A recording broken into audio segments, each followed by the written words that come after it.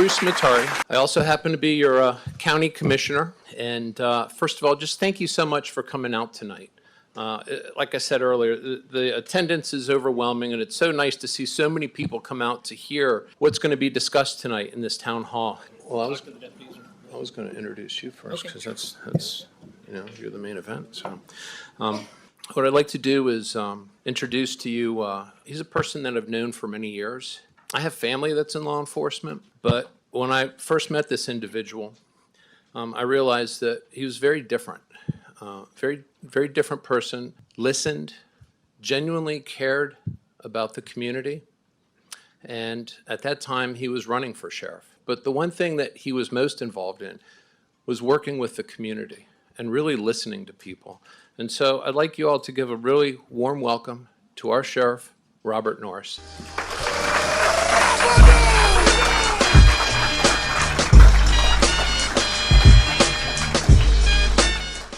Thank you for coming out. I think we have a great exchange of information that is planned for you tonight. I believe I hit many, many loops of communication here in Kootenai County. And what we're going to be talking about are probably the 3 to 4 main concerns that always surface. You're going to learn a little bit about me, how I voted as one of 44 sheriffs here in the state of Idaho to keep our quality of life high. And I'm going to hear from you on what we should do to prepare for this next legislative session, because I represent you. I work for you. I don't work for a city council. I don't work for a mayor. I work for we the people. So yeah.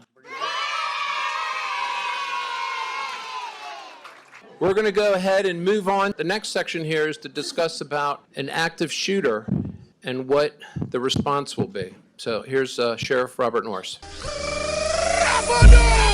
Thank you, Bruce. I'd like to refresh your memory to an event that occurred in Uvalde, Texas. We saw some pretty horrifying images and video. I have to tell you, the Kootenai County Sheriff's Office policy does not look anything like that whatsoever. Our policy is we develop a contact team, and whether that contact team is himself, herself, one other person, and we go directly to the threat and we eliminate the threat, period. You don't have to wait for a supervisor. You don't have to wait for a lieutenant. You don't have to wait for a captain. The incident commander is that first deputy on scene, and he or she can make that determination. I guarantee you, if in the event, the unfortunate event, we were to ever have anything similar nature, we're not going to have anything like that happen in Uvalde here in Kootenai County.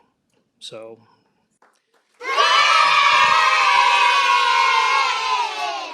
There's a lot of uncertainty on many of our minds right now, which kind of segues into our next segment of what we're going to talk about. I used to work counterterrorism. The not so good people are starting to come across, and we have identified some individuals when I was working years ago that their intent is nefarious to the United States of America. So do I believe that based on what's going on in the world, and do I believe some of the stress and uncertainty that we have in our nation, that I want everybody to be certainly aware and have it on their mind. If you see something, say something.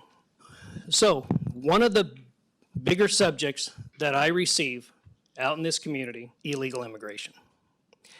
And are we being impacted by illegal immigration? 4 years ago, 3 years ago, we would have a deputy that would need a translator in our jail maybe once every 4 months with an inmate who only spoke Spanish. And that has come down to about once a week now. We have had patrol deputies out in the field that would request a Spanish speaker. It maybe was every 3 months. We're down to about once a week now. Yes, I do believe we are being impacted by illegal immigration, and mostly from the southern border. So I want to give you an opinion that recently came down from the Idaho Supreme Court. Not very, very happy with it, and we need to do some changes in our Supreme Court here in Idaho. If a one of our drug sniffing dogs is on a traffic stop, and if his or her tail touches the vehicle, they are interpreting that as a search not articulated by probable cause. If their tail touches the vehicle, they are considering that an illegal search. So it's really important for us to be engaged in our in our community, whether it's a city election, whether it's a school district, whatever it is. It's important for us to be engaged in who we're voting for. A lot of people believe that we have a conservative Supreme Court because we generally are, every elected official here in Idaho, in North Idaho anyway, is a conservative. But boy, sometimes the Supreme Court, they certainly differ otherwise. Do we have the results of the survey yet? If not, these folks get to see how I dance, and that is going to be a treat. So what we're going to do now is we're going to go over the results of these surveys. And I'm going to give you a prediction of what we're likely to see in the upcoming legislative session. And the purpose of this is I want to get your feedback on how I should vote as your sheriff to either oppose or support some of these bills. You have some questions? All right. Yep. I am a real American. These questions are for you right now. For me? Yeah, for you. All right. All right. First one here. Is the Kootenai County Sheriff considered a constitutional sheriff who will follow the Constitution and not cave to the government? Now, let's just be clear, all right? As a county commissioner, I'd like you to cave a little bit, maybe on the budget, but for the other governments and stuff, just a little on the budget. No. Protecting this community is going to be, is my That I number agree one. with. That I agree with. We have 3 quick questions here, and then we'll go to the survey results, and then we can go back Okay. to some questions. All right. And this is from the audience. Will the sheriff stop federal government Well, entities? was the first question a real question, or was that No, just? that's a real question. Oh, do you want me to answer it? Oh, yeah, yeah. Oh, okay. I was just kind of kidding about the county side, but When I process those mandates, when I process those, I believe there was an argument for due process, especially as it pertains to our Fourth Amendment right. I did come out and I said I'm not going to enforce any of those mandates on healthy people who are just not wearing a mask. I did.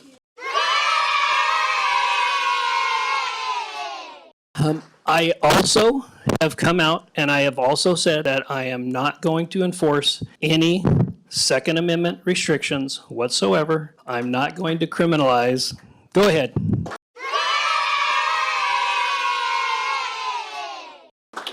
I'm not going to criminalize the law-abiding citizen for owning a firearm. The Second Amendment says shall not be infringed. I remember being at the fair, and I remember this individual coming to me and says, you know, I just don't feel safe here in Kootenai County. There's just too many guns around here. And I said, she goes, we've got to do something about gun control. And I said, have you thought about Chicago? This is a true story. This is a true story. I said, have you thought about Chicago? And she says, well, I told you, she said, well, no. And I said, well, they have some of the most restrictive gun laws in the United States. She goes, yeah, but it's a horrible place to live. I said, ma'am, I just don't know if we're going to come to a happy medium here. Now, am I in favor of if somebody's a convicted felon and they use a gun in the commission of a crime and we want to enhance their sentence? I'm right there. I am right there, 100%. But criminalizing the law-abiding citizen is not something that I'm going to have a conversation on. why does the prosecuting attorney not want to prosecute beggars? Both the sheriff and Coeur d'Alene police, I presume here, were said the same thing, prosecuting beggars. Good thing about Idaho, is there's not too many laws. The bad thing about Idaho is there's not too many laws. So the Ninth Circuit has said that it has to meet certain requirements.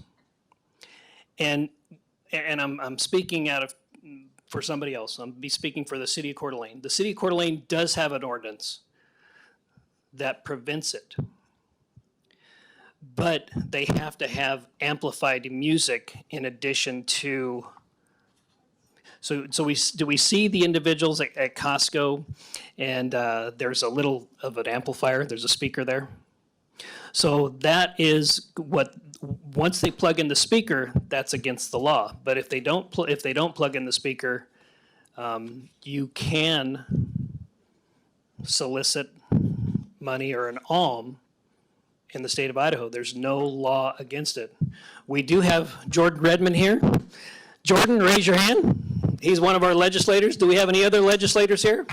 Oh, Tony Wisniewski. You know, I meet with them regularly, and there are things that are on my radar that we are going to have a conversation on, and certainly those types of things. But the easiest solution on that would be, if you live in an incorporated city, is for the city council to pass something pretty quickly. City of Coeur d'Alene does, but it has to have an amplified speaking device. Okay, now we do have these survey results. All right. Okay. Okay. First question. What is your opinion of your sheriff's office? And the survey said, very satisfied or satisfied, 96. 96% or 96 individuals? 96 is I'm going with 96%. well, 96 is the count here. Neutral, 8, and dissatisfied. I guess you can't please them all. You got one. You got one out there. It happens. Well, it does happen. Yes. To work on that, so. Yes, sir. You're not going to withhold funds on my budget for that, are you? No, right. no, that one wasn't me. Okay. Do you believe illegal immigrants should be given Idaho driver's licenses? So, you know what? I missed that one. That was on my notes here. That will come up again, 100%. Absolutely it will. I voted no. And on that particular, the lobbyists and special interest groups are alive and well in Boise. That room is packed of lobbyists, packed of individuals, and a Republican senator named Jim Guthrie has presented a bill the last 2 years to provide driver's licenses to illegal aliens. And I have to tell you, it did fail, but I promise you, as sure as we're in this room, it's going to come up again. And I did vote no last time. How was I on that one? I did vote no. Was it a close? We had 124 survey results or responses, and not one said yes. Not one. Jordan, Tony? Keep it down. Keep that. Jordan, Tony, you got that? Not one. All right. Okay, next question. How much of a concern is illegal immigration to you? 1 is none, 5 is substantial. Well, let's see. 1 is 1, so that's none. For number 2, there were 0 responses. For 3, there was only 1 response. For 4, there was 8 responses. But 5, which is substantial, had all of the rest. So there you go. All right. Chief David, thank you for being here. Do you believe children 17 years and under should be allowed to consume alcohol in an alcohol establishment? 113 people responded. Not one said yes. Do you believe children 17 years and under should be allowed to ingest controlled substances in establishments? We got one more person respond to this question versus the alcohol. So 114, New math. new math, yeah. Not one person said yes to that. All right, then I think the next one's the big question. Yes. Do you support providing sexually explicit materials in violation of Idaho statute to minors? Now, we had 114 people respond to this, You're keeping me at the edge of my seat. but it was not unanimous, All right. okay? We had 112 say no and 2 said yes. So, you know, I still feel like I'm batting 1,000 here. you definitely are on the side where most of the people are responding here, so. Okay. Do you support mandatory minimums for repeat offenders? 112 people responded. 102 said yes, 10 said no. Next question, do you believe raising the monetary limit for petty theft from 1,000 to 1,800 will help decrease or increase thefts? Now here, it was largely divided, much more so than the previous questions.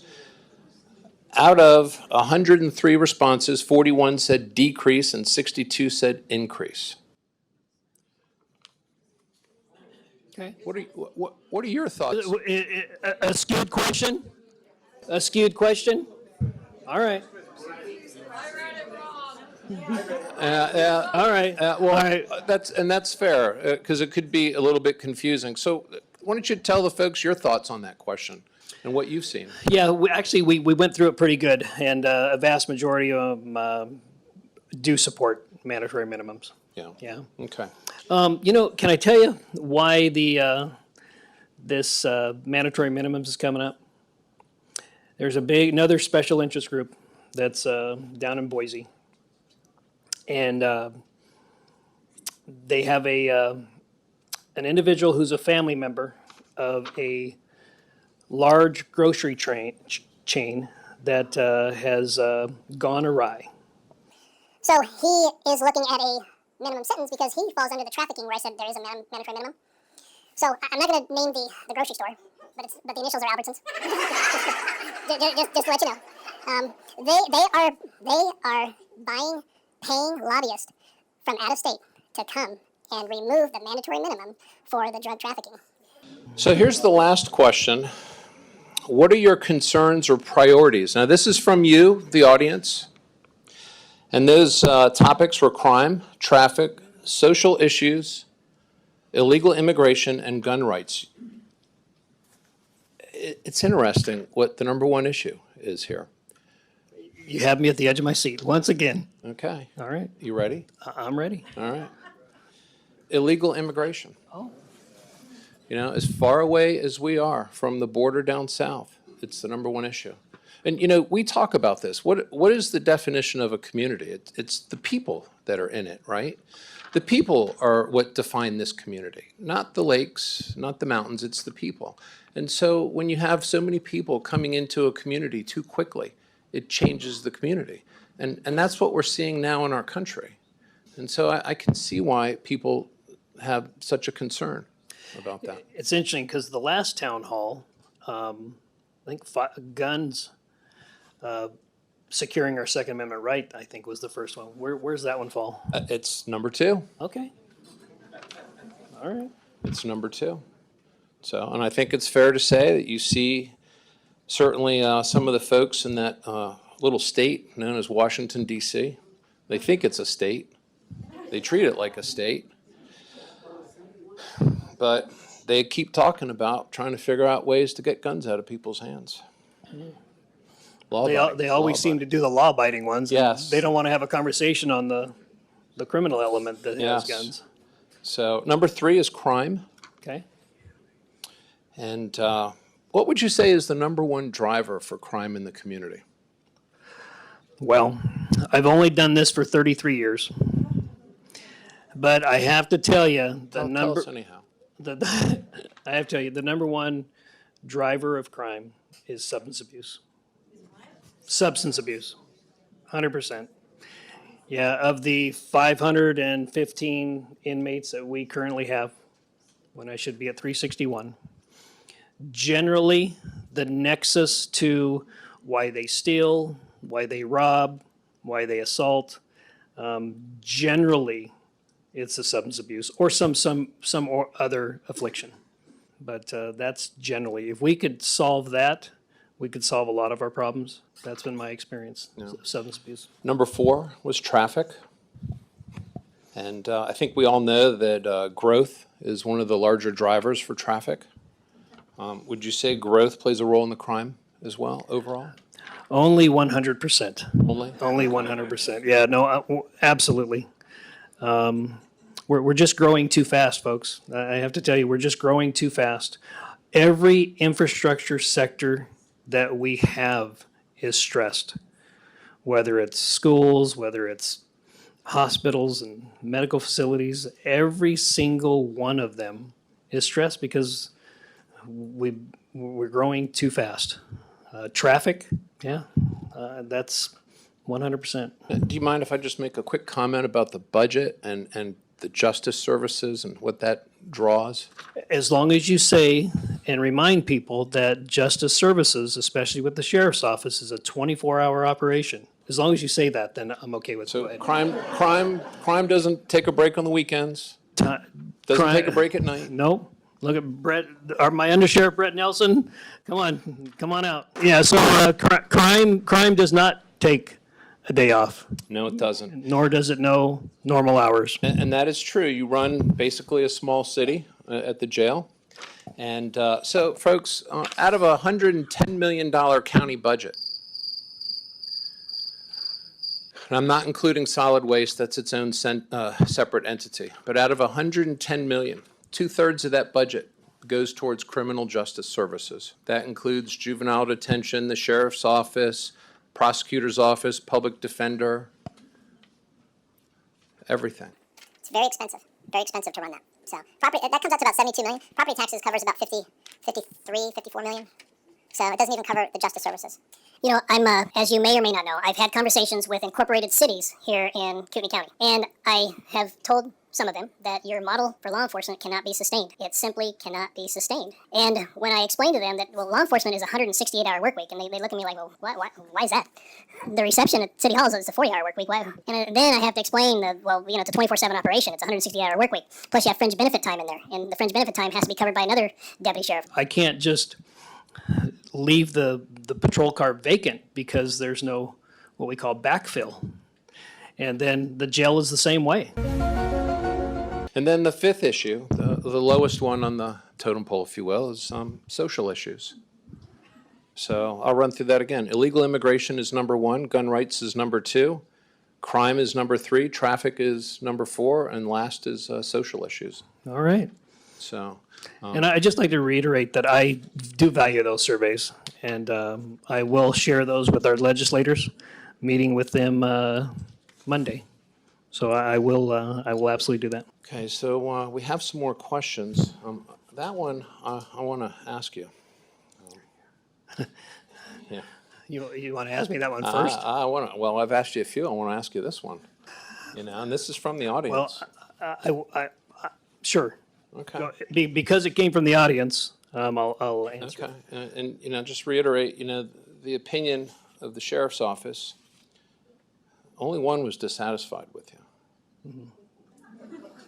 Eight were neutral, so I guess they're still making up their mind. Well, they weren't dissatisfied, so I count those as outstanding. Oh, okay. Yeah, I mean, that's the way I interpret it. And then, of course, 96 are very, or just, you know, satisfied with you out of the survey respondents. So this is from Richard in Coeur d'Alene, and he asked this question, are you running for sheriff again? Yes.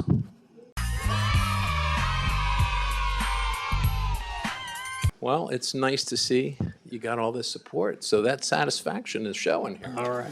All right, well, let's get into some more Get questions. us some questions. You know? I'd like to get the chief up here so he can answer some questions too. You know, well, I think, do you have any questions related to immigration at all? Oh, there's some in there? There, yes, we have one. We can Yeah. ask this one. How How is illegal immigration affecting us in Idaho, and what can we do about it? And I know you kind of touched on that a little bit. Yeah, so we did have a question at our last town hall, and the question was, well, can I go out, and not me, but I'm quoting, can I as a citizen go out and arrest somebody who I know or think is here illegally? No, you cannot do that. Do not do that. But do I believe it is having an impact? Yes, I do. And I believe 99% of our illegal drugs are being sourced from the southern border through Tri-Cities and Spokane, right here in Kootenai County. Okay. What is the plan to control illegal immigrants coming to Kootenai County? As your sheriff, I care about everybody's rights. And we do not racially profile against anybody here in Kootenai County. However, if you're a criminal, we like to make you feel as uncomfortable as possible. So if you're a criminal and you're doing something illegally, we want to make it very uncomfortable for you. And if we have to keep taking you to jail for possession of controlled substance, receiving stolen property, stolen vehicles, we're going to keep doing that. Okay. Will the sheriff stop federal government entities, FBI, CIA, etc., from raiding innocent citizens' homes, like citizens who simply give public comment at library board meetings? Now, we did have that issue with some of those parents back east at those school boards where I think the Attorney General put out a letter or something and instructed. Certainly, the sheriff's office is not going to participate in any of those type of activities. We already have a policy similar to we're not going to engage in those type of activities. And is that a policy or a culture, would you say, a little bit? Because, you know, that's an important component, too, within an organization. Oh, yeah. So culture always trumps policy, period. You can make a policy the next day. You can make that policy, and generally, an organization of our size may or may not adhere to that policy. But culture always trumps policy. So we've done a lot in my first term, but we still have some work to do, and we still want to shape certain culture to best represent the men and women of Kootenai County. Very good. But in the long run, I believe we're the finest law enforcement agency in Kootenai County. Dispatch told me the panhandling law was changed. Who changed it, and what does that mean now? Kind of goes back to that earlier question. The Ninth Circuit changed it. That's who did it. You know, unfortunately, here in Idaho, we're attached to the Ninth Circuit. So when I'm probably interpreting the question as that's probably the interpretation that. Yeah. This question, I'd be interested in hearing your answer to this one. Not so sure it falls under the purview of the sheriff's office, but can local cities annex county land? What can Kootenai County residents do if they don't want to be incorporated into a city? Well, I would have to defer that to the master of ceremonies. Then I'm going to give that one right back to you. Well, actually, local cities can annex land if the landowner wants to be annexed into the city and the city wants to annex the land. And the county has zero say over that. So if you own land and you don't want to be annexed into the city, you won't be. Now, what can happen, and I'm pretty sure that the sheriff has seen this, is that land around you can eventually get annexed. And then your land is county land, and you're surrounded by the city. And so every once in a while, and I think we have that here a little bit. Oh, yeah, There's we a have couple pockets little of that. Oh, patches yeah, absolutely. where there's jurisdictional questions every once in a while, and who has to show up if there's a call for service and things like that. So you've seen that. We have that. Oh, yeah, oh, yeah. Yeah. So those are our questions that we had tonight. All right, So that's it, huh? that's it. All right. So gonna- next up, I think, is legislative priorities. And Well, you know what? I'm going to ditto what we previously discussed. I do believe that all of those subjects that we discussed will be in the upcoming legislative session. And I will take your surveys, and that's how I am going to vote as your sheriff.